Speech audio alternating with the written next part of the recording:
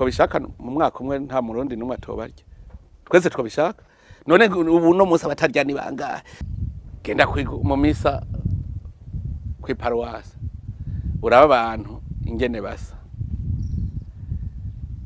none mu misa ze ntagumubona bagwaye kwashi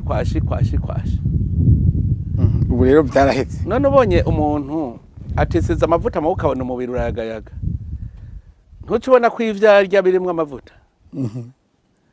navuga yuko kuvuga ngo ni ryari ngo murundi ngo umuntu wose uzofise icurya kiretse abashaka kurya bicaye no kubwira yuko nuba barundi boshaka ubu nyene ubu kuri isa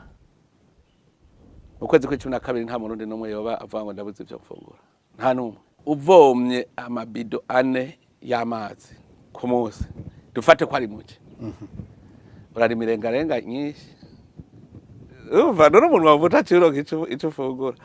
erega ingorane nuko bashaka gufungura bicaye iyo minwa irashaka iburi ciri iyo minwe ishaka gufungura neza rega bimwe oya nireke udakora no kurya ntarye uwo sinzomuririra udakora no kurya ntarye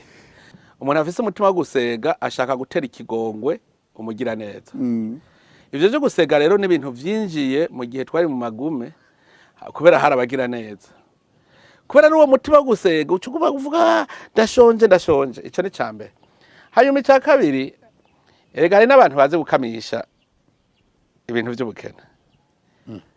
avuga ati uburundi turapfuye n'inzara akaronka inyungu nk'ubu mbere ndiko ndaraba abantu benshi bariko baravuga ivyo n'abantu bose binebwe n'abantu b'ibinebwe bari baramenyereye kurya ibya gusa